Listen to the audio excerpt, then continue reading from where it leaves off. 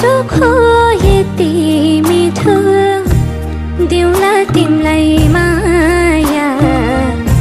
बिर्सने छन् साराले पुराना प्रेमका कथा यति चोखो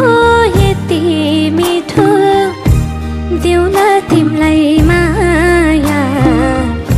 बिर्सने छन् साराले पुराना प्रेमका कथा